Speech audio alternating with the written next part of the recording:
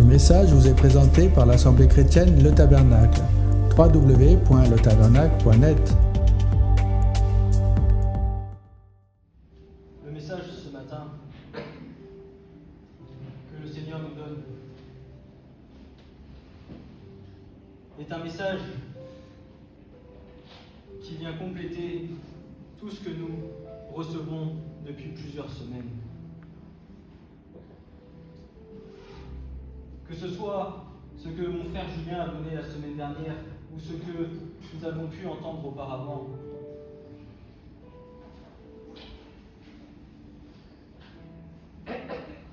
L'Église est dans le combat. L'Église est dans le combat.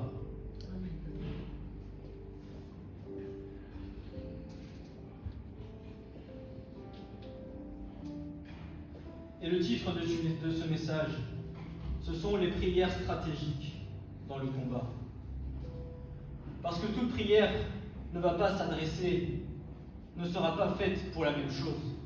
Chaque prière que nous ferons aura un objectif stratégique face à l'ennemi.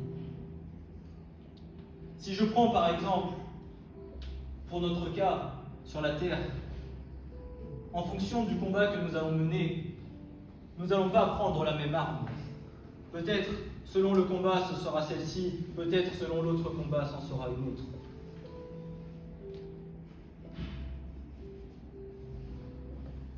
Mais ce qu'il nous faut comprendre,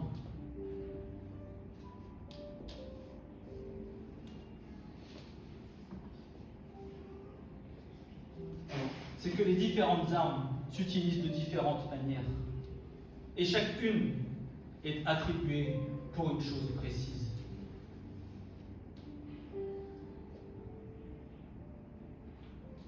Nous devons être enseignés au combat. Nous avons besoin d'apprentissage dans le combat spirituel. Amen. Amen. Nous avons besoin d'être formés au combat spirituel.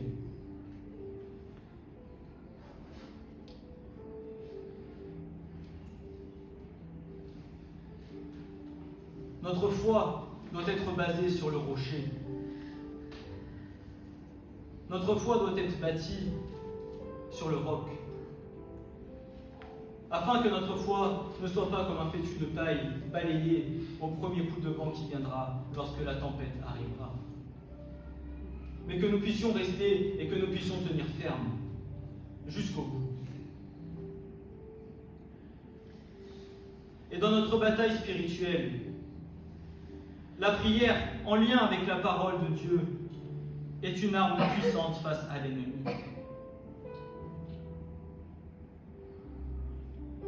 L'initiation à la prière par le Saint-Esprit fait partie intégrante de la croissance d'un enfant de Dieu. Comprenons que certaines prières stratégiques viendront faire trembler les puissances spirituelles du monde des ténèbres et renverseront le cours de la bataille afin de libérer la puissance divine. Amen. Amen. Je répète, comprenons que certaines prières stratégiques viendront faire trembler les puissances spirituelles du monde des ténèbres et renverseront le cours de la bataille afin de libérer la puissance divine. Afin que tu aies la victoire, afin que tu sois plus que vainqueur en Christ, afin que tu viennes faire trembler le monde spirituel des ténèbres et que tu le renverses par la toute-puissance qui vit en toi, par celle qui n'est autre que Jésus-Christ. Amen. Amen.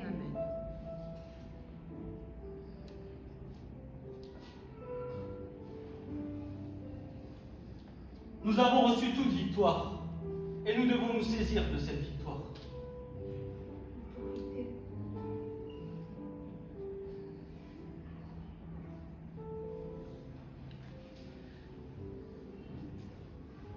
Et majoritairement, les prières efficaces sont les prières de foi.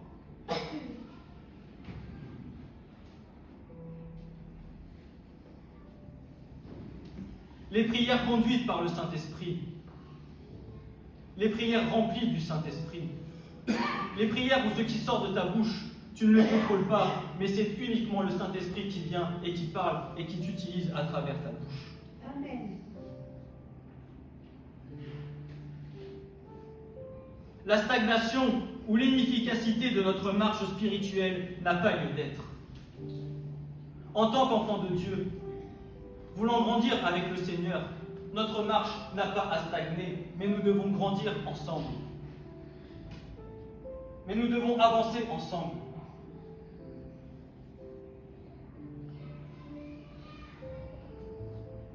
Nous ne devons pas rester tels que nous sommes lorsque Christ est venu chercher nos vies, mais nous devons apprendre à vouloir grandir avec lui. Nous devons apprendre à vouloir le connaître, à connaître toute la puissance qu'il nous a donnée, parce qu'il nous l'a déjà donnée. Mais comment s'en servir? Comment l'utiliser? Quelles sont-elles? Nous les avons tous déjà reçues, mais peu les utilisent.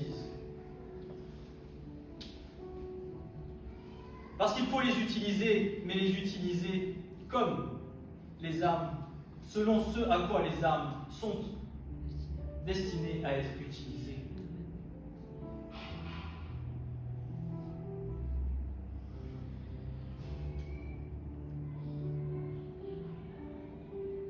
Je vais vous prendre l'exemple des cas dans l'armée.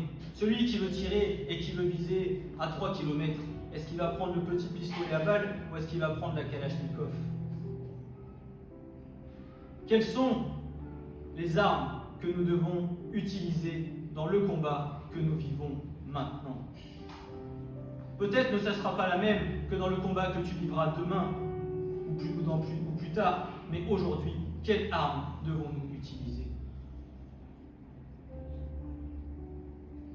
Les armes divines que nous avons reçues par la puissance du Saint-Esprit viendront permettre le renversement des forteresses face à l'ennemi et que Satan redoute plus que tout autre, notamment dans la puissance de la prière employée afin de l'éloigner loin de nous. Amen. Seulement, chaque arme a une utilité bien précise et ne sert pas toutes pour la même chose et pour le même combat. Mais chacune d'elles sont complémentaires. Et c'est par la mise en pratique de chacune d'elles qu'en tout point nous prendrons possession de la bataille par laquelle l'ennemi voudrait nous faire tomber afin de prendre possession de nos âmes. Parce qu'est-ce que tu crois que le but de l'ennemi, c'est de te laisser tranquille?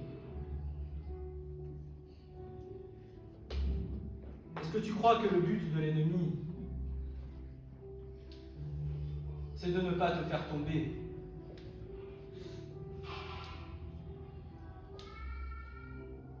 Parce que lui, il connaît sa destinée. Lui, il connaît sa destinée. Il la connaît déjà. Aujourd'hui, là, à l'heure où je te parle, il la connaît déjà. Et plus les taux se resserrent, et plus le combat sera violent.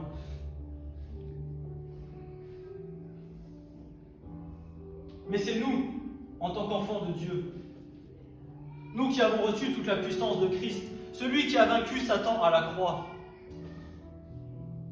C'est par lui qu'il nous faut apprendre le bon combat de la foi. C'est par lui qu'il nous faut apprendre à combattre, par les puissances et les autorités qu'il nous a données.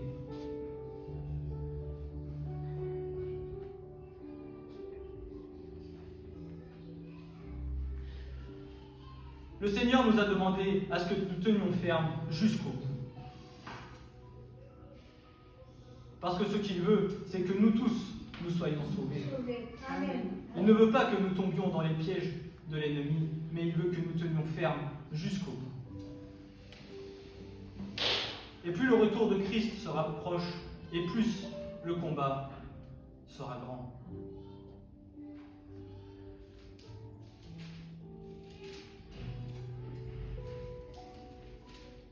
Et si nous regardons le cas de David face à Goliath, dans le livre de Samuel, il a refusé l'armure de Saül.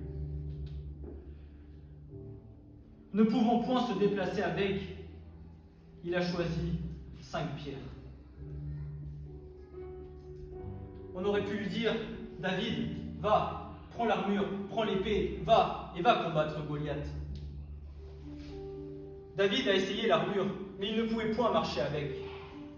David a pris 5 pierres parce qu'il savait que c'était l'arme qu'il lui fallait pour combattre face à Goliath. Et avec une fronde et un caillou, il a tiré et il a vaincu Goliath, qui était un géant. Et une fois Goliath à terre, il lui a pris son épée et il lui a tranché la tête. Il savait l'arme qu'il devait utiliser contre son ennemi. Et nous, selon les ennemis contre lesquels nous luttons, nous avons des armes précises à utiliser selon l'ennemi qui est en face de nous. Amen. Amen.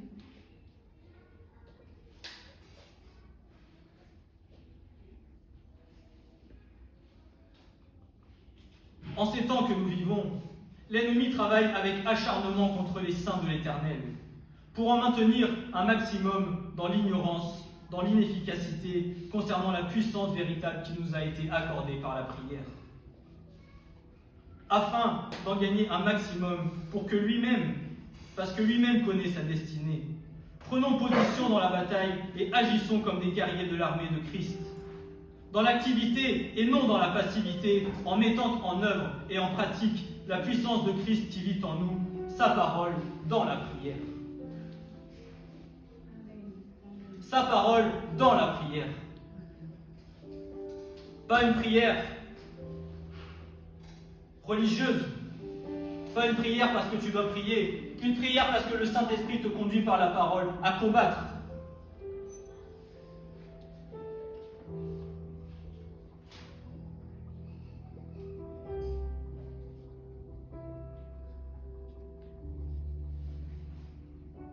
Et comme nous le disions il y a 15 jours ou 3 semaines en arrière, je ne sais plus, Christ dans le désert a vaincu Satan par la parole. Proclame la parole, il est écrit. Annonce la parole, et l'ennemi tombera devant la parole de vérité. Parce qu'il n'aura rien à dire et il ne peut que garder sa bouche fermée. Proclamez la parole et l'ennemi s'enfuira loin de vous.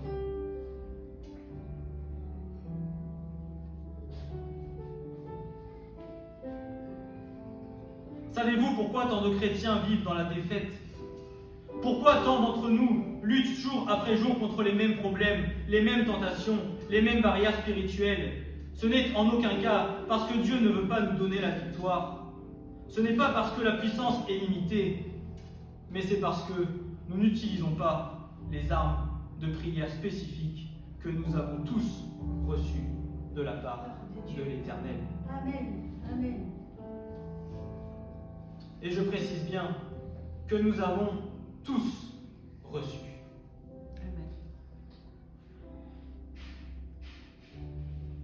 Si du moins tu le désires dans ton cœur et que tu désires apprendre comment le Seigneur veut t'enseigner, alors tu les recevras. Mais si tu veux continuer à vivre religieusement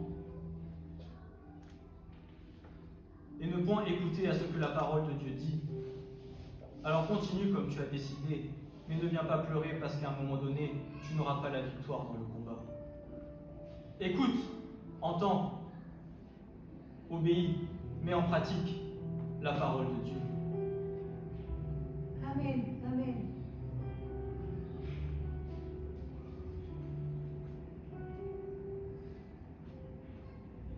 Il y a différents types de prières qui, lorsqu'elles sont appliquées, déclenchent une puissance spirituelle pour nos vies.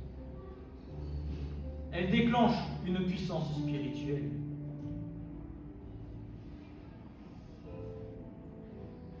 Tu ne le vois pas, mais par la foi, elle déclenche une puissance dans les lieux célestes. Parce que tu proclames la vérité, parce que tu proclames la parole vivante de Dieu, alors l'ennemi tremble devant toi.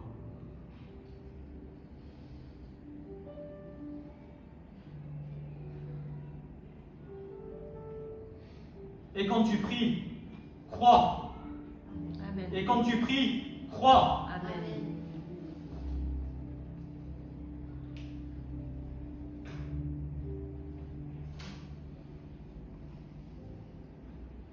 et la ferme assurance que ce que tu proclames est la parole de Dieu et peut faire tomber les forteresses qui sont devant toi. Amen. Et ne dis pas, Seigneur, je ne peux pas, Seigneur, je ne sais pas, Seigneur, je n'y arriverai pas. Proclame que par les meurtrissures de Christ, alors tu peux tout par celui qui t'a guéri. Quel que soit le combat,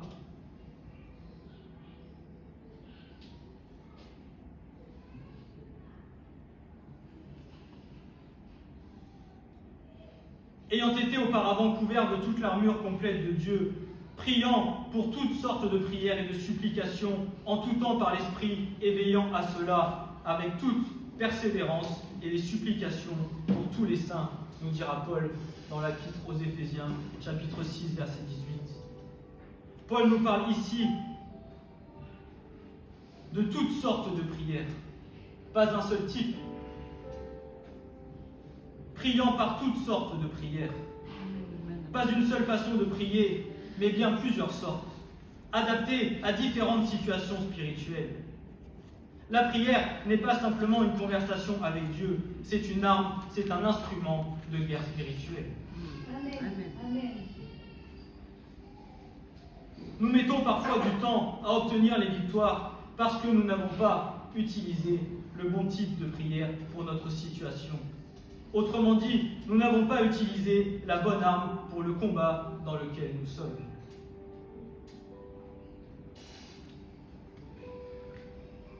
Et comme nous l'avons entendu récemment, bien souvent nous dites, mais Seigneur, pourquoi ça ne marche pas? Pourquoi je n'y arrive pas? Et la parole de Dieu proclame et déclare, vous ne recevez pas parce que vous demandez mal.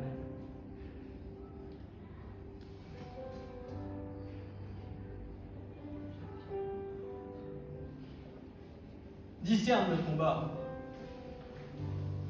Discerne dans quel combat tu es. Demande au Seigneur l'arme que tu dois utiliser.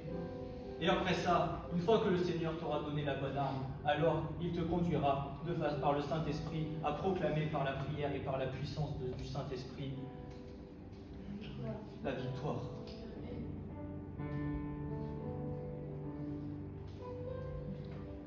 Mais pas n'importe comment, par le Saint-Esprit.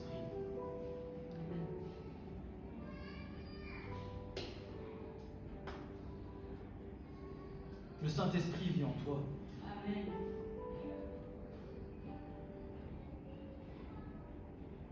Et à travers lui, tu as toute la puissance de Christ.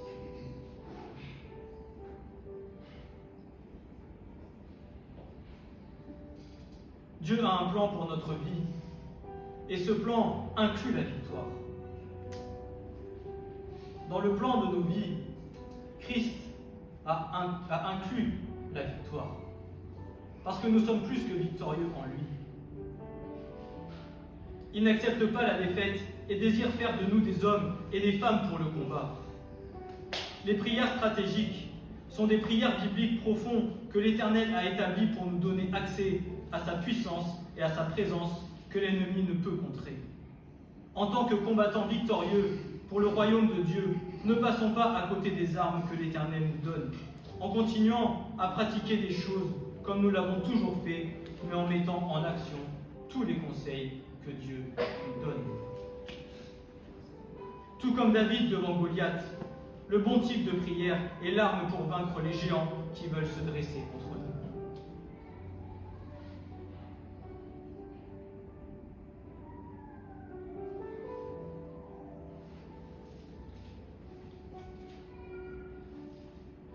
Peut-être cette bataille te paraît-elle immense, te paraît-elle plus grande? Es-tu comme David, qui paraît si petit à côté de Goliath? Mais la parole a proclamé, dis à cette montagne, ôte-toi de devant moi, et elle se jettera dans la mer.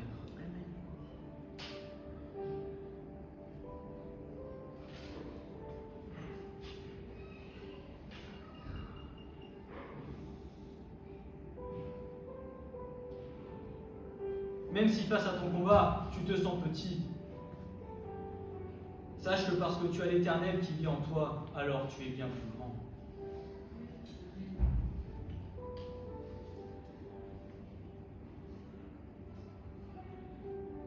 Ne sous-estime pas celui qui vit en toi, mais glorifie-le par la puissance de l'Esprit.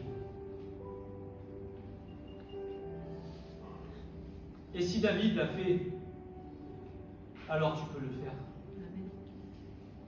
Et si David a eu la victoire, alors je le proclame ce matin pour nous tous, quel que soit le combat que nous vivons, pour nous tous, nous aurons tous la victoire en Jésus-Christ. Amen. Amen. Merci Seigneur.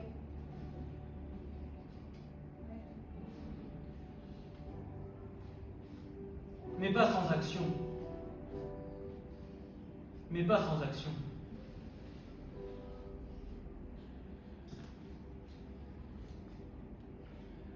Parce que si vous regardez bien, personne ne voulait affronter Goliath. Il n'y a eu que David qui a eu le courage et la force parce qu'il avait la foi, parce qu'il savait de qui vivait en lui. Et parce qu'il avait foi en l'Éternel, son Dieu.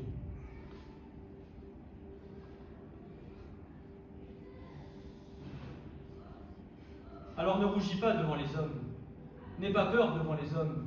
N'aie pas peur devant ton combat. Mais proclame par la puissance de la parole de Dieu la vérité.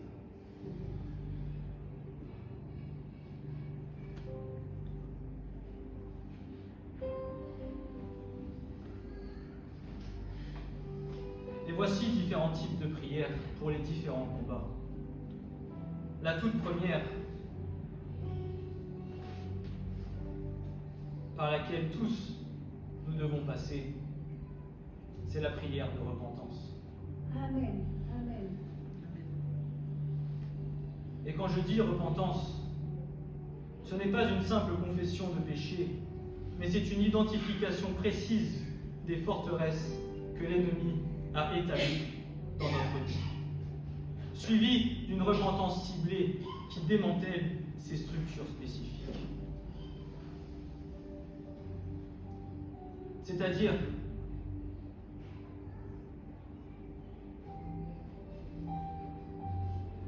que selon ce par quoi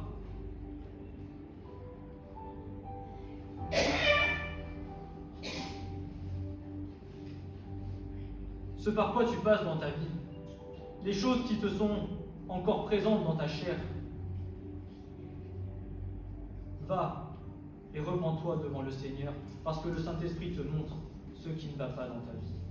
Amen. Amen. Ce n'est pas forcément que de dire que tu es une personne mauvaise. Ce n'est pas ça. L'acte de repentance est un acte d'amour et de foi devant le Seigneur. Un acte de puissance, un acte libérateur.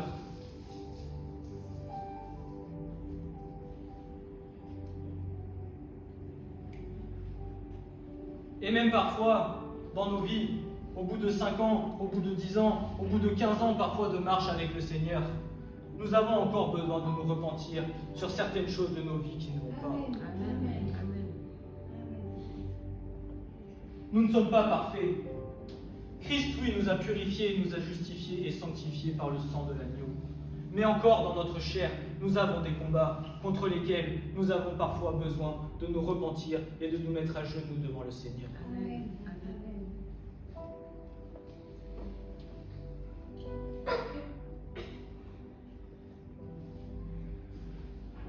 Comme je le dis à chaque fois, la repentance n'est pas une honte.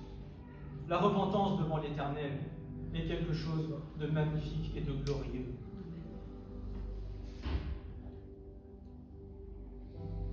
Et voici ce que Jacques nous dit au chapitre 4, versets 6 à 10.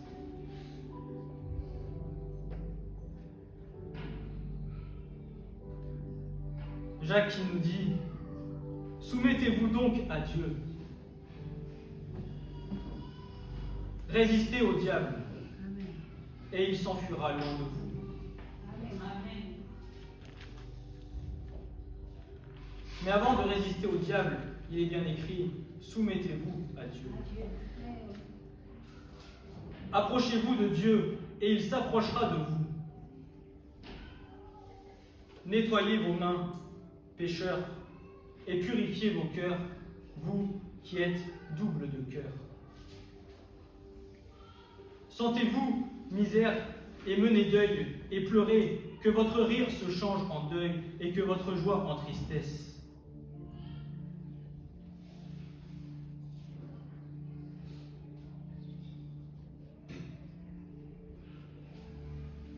Humiliez-vous devant le Seigneur, et lui, il vous élèvera. Amen. Humilie-toi devant le Seigneur, et lui, il viendra t'élever.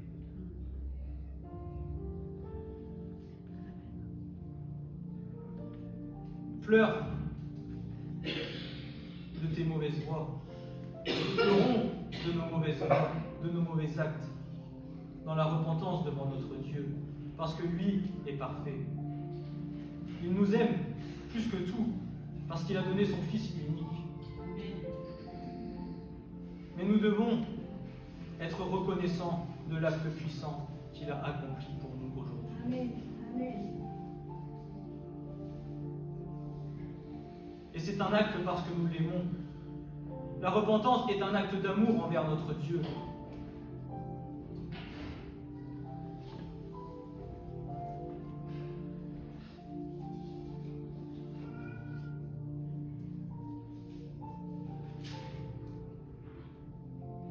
La prière de repentance est cet acte de soumission qui nous positionne pour résister efficacement.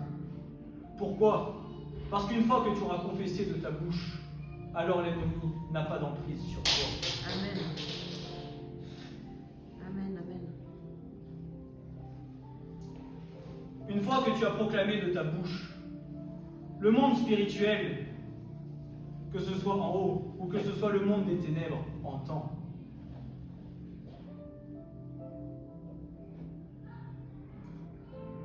Le Seigneur vient et le Seigneur efface. Le Seigneur te guérit.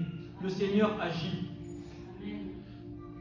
Et l'ennemi ne peut plus dire, mais là tu vois sur ta vie, Il y a ça. il y a ça. Vous le savez tous, je ne vous apprends rien.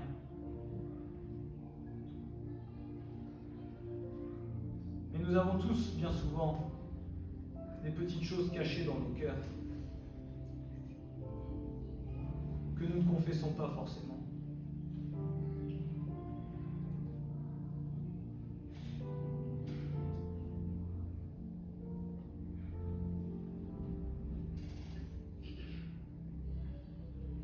Peut-être que certains ne le pensent pas, gloire à Dieu.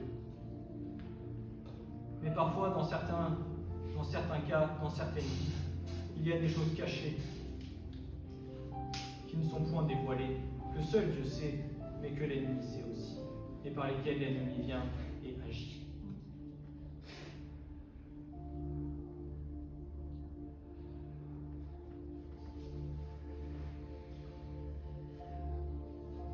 Et parfois, nous restons enchaînés, car nous nous repentons de façon vague, sans jamais identifier les points précis où l'ennemi établit son emprise.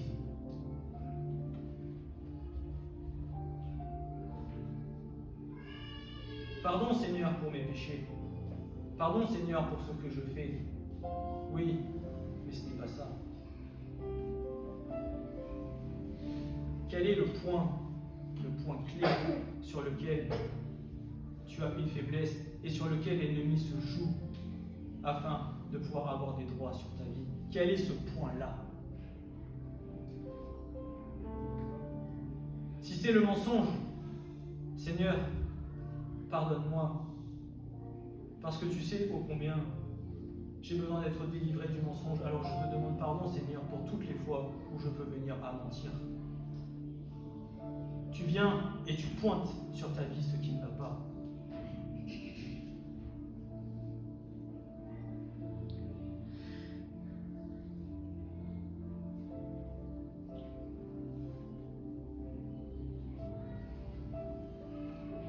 Nous viendrons à dire, pardonne-nous pour tous mes péchés, mais n'allons jamais nommer les forteresses spécifiques qui doivent être démolies, brisant tout empire spirituel bâti par Satan, afin de s'humilier de manière sincère devant la face de Dieu.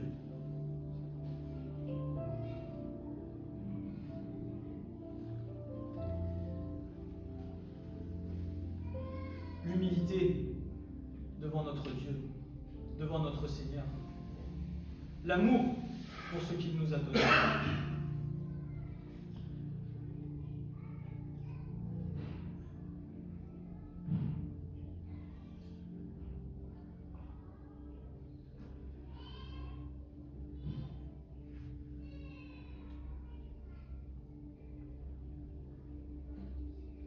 Christ est comme un père. Amen.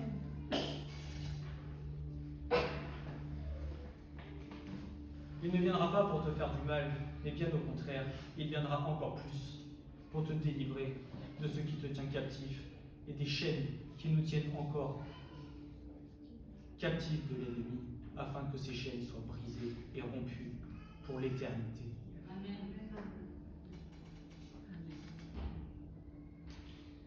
1 Jean 1, verset 9, Jean nous dira, si nous confessons nos péchés, il est fidèle et juste pour nous pardonner nos péchés et nous purifier de toute iniquité. Amen. L'ardoise est effacée. Le sang de Jésus-Christ vient et nous purifie de toute iniquité que nous avons pu faire.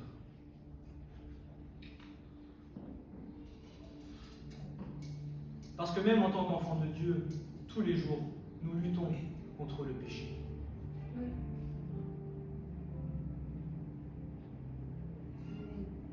Tous les jours, parfois, l'ennemi vient et nous tente sur certaines choses pour lesquelles il nous faut prendre position, par lesquelles il connaît les faiblesses que nous avons. Tous les jours ou de manière régulière. Mais nous devons tenir ferme.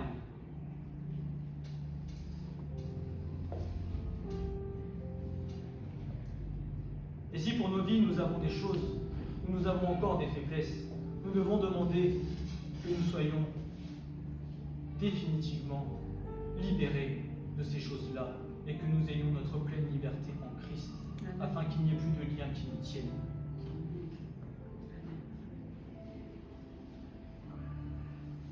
Lorsque nous confessons, il s'agit de confesser spécifiquement, de manière précise et ciblée, pas globalement. Dieu a un plan pour chacune de nos vies et ce plan inclut la victoire totale. Car Christ a déjà eu la victoire à la croix pour tous les hommes et Dieu attend de nous des cœurs vrais et honnêtes devant lui. Et Paul rajoutera, car nous veillons à ce qui est honnête, non seulement devant le Seigneur, mais aussi devant les hommes. 2 Corinthiens 8, verset 21. Car nous veillons à ce qui est honnête, non seulement devant le Seigneur, mais aussi devant les hommes.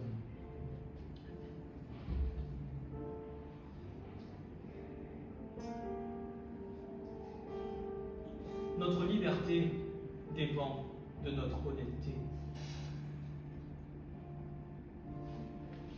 Il est important de demander au Saint-Esprit de nous révéler les forteresses spécifiques dans notre vie. Celles-ci peuvent être des pensées, des habitudes, des relations, des accords avec des mensonges ou toute autre chose, à chacun d'entre nous de s'analyser. Puis vous les nommez un par un devant Dieu, en reconnaissant non seulement l'acte, mais quelque chose qu'il est important de reconnaître aussi, c'est la racine.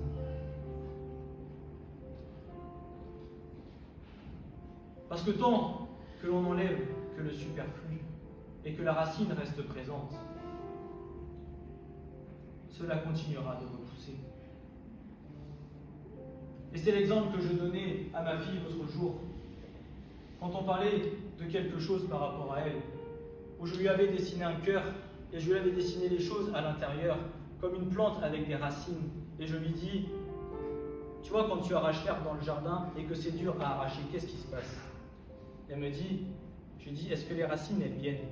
Elle me dit, bah non, il n'y a que le dessus qui vient, il n'y a que ce qui est au-dessus de la terre qui s'arrache. Et je lui dis, quand il va pleuvoir, si tu alimentes ces choses, qu'est-ce qui repousse? Elle me dit, bah l'herbe, elle va repousser. Il faut que nos cœurs soient labourés, que les racines soient arrachées. Il ne faut pas prendre le problème dans le superflu, il faut prendre le problème à la racine. Amen.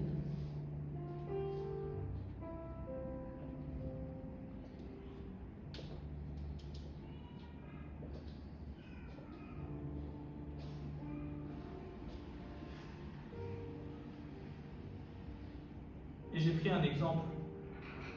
Quand parfois nous allons dire « Seigneur, pardon pour ma jalousie », j'ai pris un exemple lambda. Mais quand nous allons dire « Seigneur, je te demande pardon pour ma jalousie », d'accord, le Seigneur te pardonnera. Mais qu'est-ce qui te rend jaloux? Quelle est la racine de la jalousie?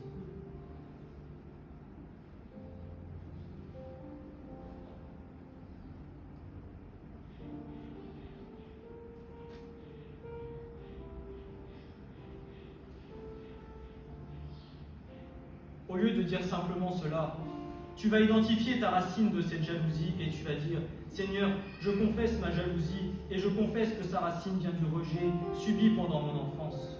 Je brise cet accord et je me soumets à ton autorité dans ce domaine. » En priant ainsi, tu ne te contentes pas seulement de demander pardon, mais tu démantèles activement la structure légale que l'ennemi utilisait pour opérer dans ta vie. Ce n'est pas une action unique, mais une façon d'agir et une sensibilité constante dans le domaine sur lequel l'ennemi tente d'établir les points d'appui dans notre vie. Les racines spirituelles, pouvant parfois demeurer dans les cœurs, sont des portes que l'ennemi utilise et qui ralentissent l'œuvre victorieuse que Christ veut accomplir en nous. Satan redoute la prière de repentance car elle déracine ses forteresses légales dans notre vie. Nous ne nous contentons pas seulement de demander pardon, mais repentons-nous activement sur le terrain que nous avons cédé à l'ennemi. Amen. Amen. Amen. Ne nous repentons pas simplement sur les choses superficielles, mais repentons-nous sur les choses en profondeur de nos cœurs par lesquelles l'ennemi peut encore agir.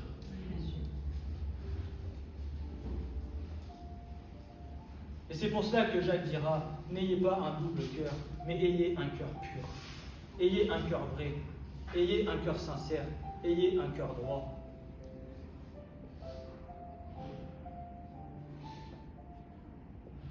Parce que tout l'espace qui est pris par les mauvaises herbes dans le champ est une place dans laquelle la bonne semence ne peut pas pousser.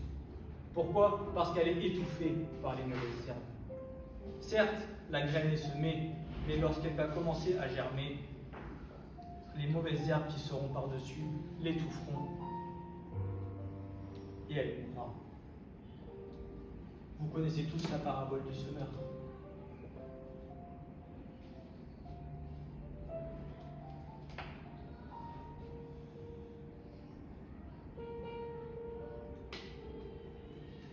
La prière de repentance est une arme puissante avec laquelle nous devons combattre l'ennemi, afin qu'il n'ait plus de droit et d'accès sur nous. Amen.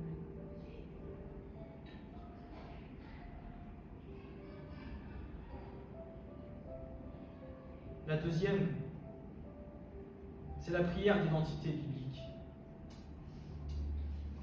Cette prière est basée sur la proclamation intentionnelle de qui nous sommes en Christ, en opposition directe aux mensonges que l'ennemi a plantés dans notre esprit.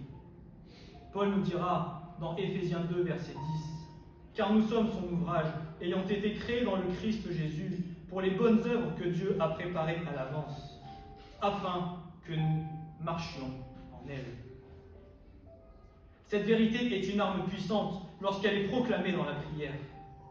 L'ennemi vient et torture notre âme jour et nuit pour vouloir en venir à nous faire accepter une fausse identité. Il veut que nous nous voyions comme un échec, comme indignes, comme faibles, comme incapables, parce qu'il sait que tant que nous accepterons de rester sous cette fausse identité, nous vivrons en dessous de nos privilèges en Christ, de ceux qu'il nous a promis. Et dans 2 Corinthiens 5, versets 17 à 21, Paul nous dira ceci, « En sorte que si quelqu'un est en Christ, c'est une nouvelle création. Les choses vieilles sont passées, voici toutes choses sont faites nouvelles. Et toutes sont du Dieu qui nous a réconciliés avec lui-même par Christ, et qui nous a donné le service de la réconciliation. Savoir que Dieu était en Christ, réconciliant le monde avec lui-même, ne leur imputant pas leurs fautes et mettant en nous la parole de la réconciliation. Nous sommes donc ambassadeurs pour Christ. Dieu, pour ainsi dire, exhortant par notre moyen, nous supplions pour Christ, soyez réconciliés avec Dieu. Celui qui n'a pas connu le péché l'a fait pécher pour nous, afin que nous devinssions justice de Dieu en lui. Amen. Amen. L'ennemi n'a pas à te voler ton identité. L'ennemi n'a pas à te faire dire ce que tu n'es pas.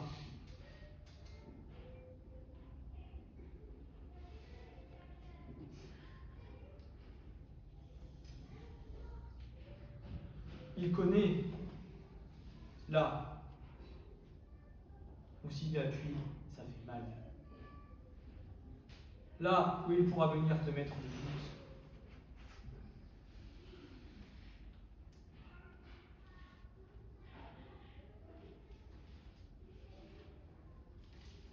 Mais en Christ, tu es une nouvelle créature.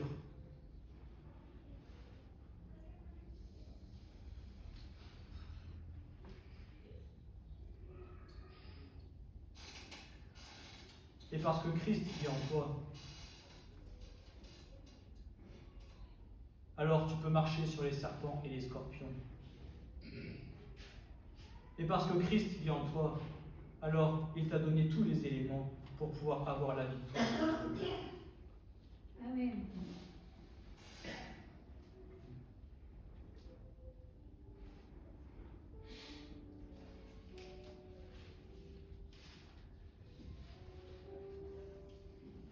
Voici comment cela fonctionne. Nous identifions d'abord le mensonge spécifique que nous avons accepté concernant notre identité. Ensuite, il nous faut rechercher la vérité biblique qui vient contredire directement ce mensonge. Et enfin, nous venons à proclamer cette vérité dans la prière afin que le monde spirituel entende cette vérité en l'affirmant comme notre réalité en Christ. Quand tu viens à prier et proclamer cette véritable identité en Christ, celui à qui tu appartiens, à Christ ton Seigneur et Sauveur, tu actives une puissance qui fait trembler les ténèbres et Satan ne peut pas résister à la vérité. À la vérité de qui tu es en lui, proclamant avec foi et autorité. Proclamant avec foi et autorité. Amen. Pas en étant découragé, pas en ayant le moral dans les chaussettes, avec foi et autorité.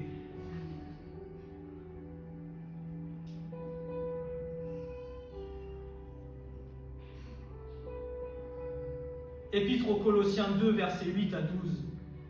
Prenez garde que personne ne fasse de vous sa proie par la philosophie et par de vaines déceptions, selon l'enseignement des hommes, selon les éléments du monde et non selon Christ. Car en lui habite toute la plénitude de la déité corporellement, et vous êtes accomplis en lui qui est le chef de toute principauté et autorité, qui aussi vous avez été circoncis d'une circoncision qui n'a pas été faite de main dans le dépouillement du corps de la chair par la circoncision du Christ, étant ensevelis avec lui dans le baptême, dans lequel aussi vous avez été ressuscités ensemble par la foi en l'opération de Dieu qui l'a ressuscité d'entre les morts. Elle est là, notre identité. Amen. Elle est dans tout ce que Christ a accompli. Elle est dans tout ce que Christ désire accomplir avec nous. Mais il connaît les plans pour ta vie. Satan sait aussi ce que Christ veut pour ta vie et ce à quoi tu vas être amené. Alors résiste. Alors résiste. Alors résiste. Alors résiste. Et ne lâche pas. Et n'abandonne pas. Et ne te décourage pas. Et sois fort. Tu es fort, tu es forte plus que vainqueur.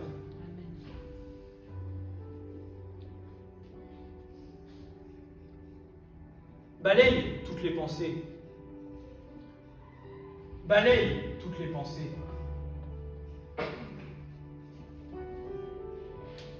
Prends autorité. Remplis-toi du Saint-Esprit. Remplis-toi de la parole.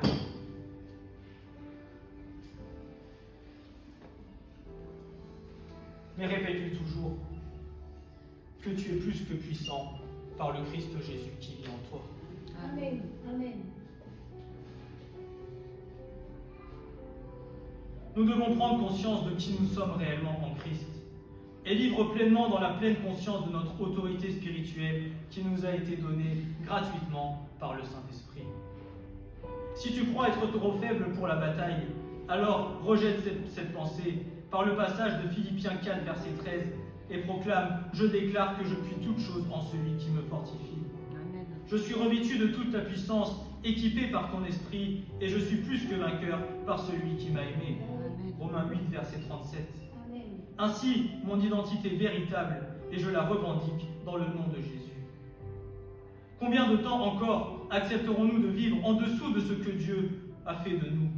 Cette situation dans laquelle Satan veut nous tenir et nous faire passer à côté de bénédictions de Dieu en acceptant l'identité que l'ennemi nous a assignée plutôt que celle que Dieu nous a donnée. Cette prière viendra nous libérer de la honte, de la timidité, nous faisant gagner en audace pour l'évangile de Christ afin de proclamer sa parole et de manifester son royaume sur la terre. Amen. Amen. Amen. Amen. Je m'arrêterai là pour aujourd'hui.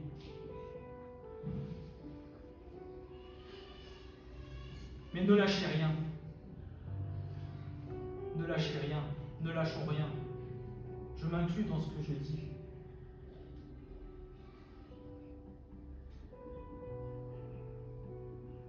Soyons forts dans le Christ. Ayons reconnaissance de ce qu'il a accompli et comprenons toute la force et la puissance par laquelle nous avons été rachetés. Il nous l'a donné, cette puissance.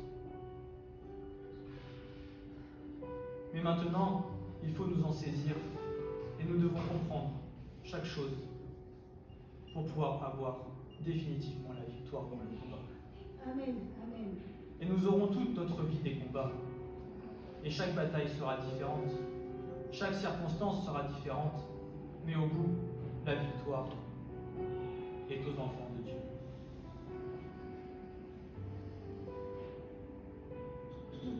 Soyez bénis. Que le Seigneur vous fortifie. Que le Seigneur vous restaure. Que le Seigneur vous encourage. À tous.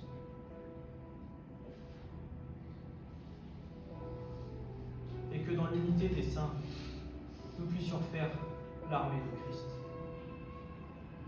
Amen. Amen. Ce message vous a été présenté par l'Assemblée chrétienne Le Tabernacle. www.letabernacle.net